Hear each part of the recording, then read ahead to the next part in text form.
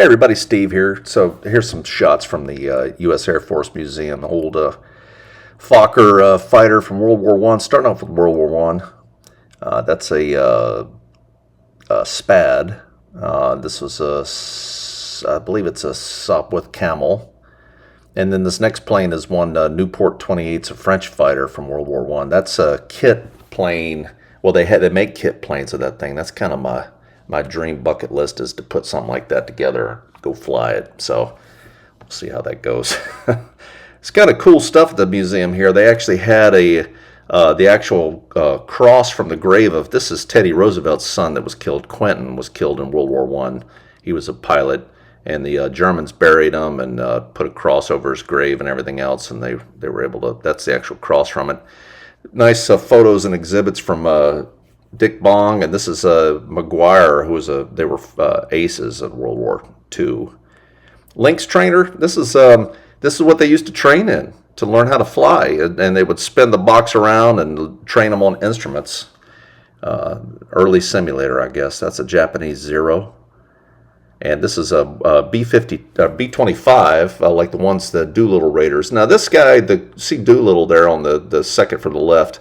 His co-pilot's the second from the right, Ed Cole. I got to fly with him one time, but they had a cool tradition. All the Doolittle Raiders that survived their raid would get together every year and toast the ones they had lost. And all the goblets now are in place because they've all passed now. I think Ed Cole was the last one to pass. So this is a P-40 painted up like the Flying Tigers.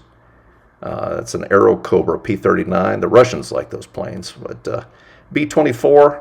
All the nose art was pretty risque back then. A bunch of 20-year-old young men out there, you can imagine. This is the actual Memphis Belle. This was a cool movie in the 90s with Matthew Modine. But this is the actual Memphis Belle that came back, that survived. The first plane, the first crew to survive 25 missions. It's a pretty interesting story.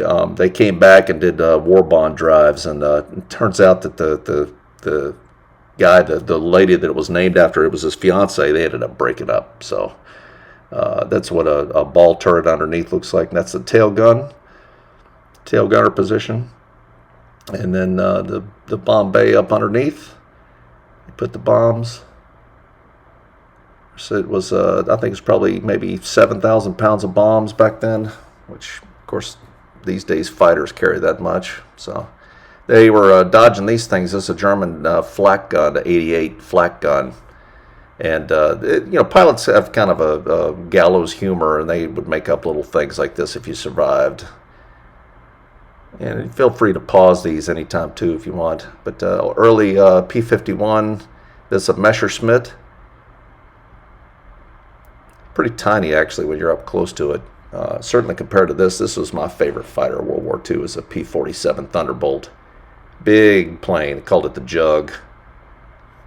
Big engine on it. This is a B-26, which they used all the way up into Vietnam, funny enough. C-47, that's a cargo transport plane, like what I'm about to go do, except they didn't carry quite as much. This is a German V-2 rocket. This is a program that Werner von Braun ran, and he came over in our early NASA program. He put all that together, built the rockets, the Saturn V rocket. Junkers 88, German airplane. This is a Mosquito, a British plane. It's actually, most of it's made out of wood, which made it really light. It was super fast. They used it for reconnaissance fighter bomber. This is the German rocket plane, the Comet, the one Messerschmitt 163 Comet.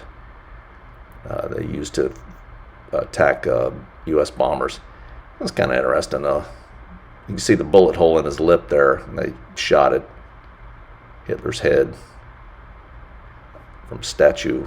Messerschmitt Me-262, the first operational jet fighter.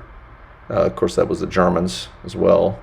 This is the actual bomber that dropped the atomic bomb on Nagasaki. This is the Boxcar. It's a B-29 Superfortress. And they actually have that there.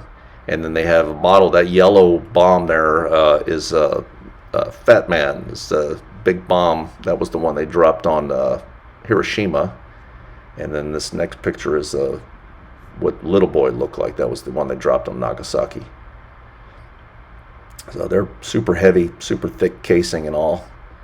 And then these next pictures are just kind of some dioramas of what the crews look like from the different countries. So you had pilots from the Army, the Japanese Air Force, World War II, the German Luftwaffe, of course. So let me know in the comments below what you think. It's cool pictures, and if you have any questions or anything else, and I've got some more pictures from more modern day coming. I'll post those as well.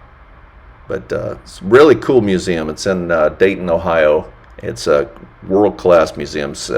They've got incredible displays, lots of examples. So anyway, I hope you enjoyed the walkthrough. It was pretty quick. So let me know what you think. Take care.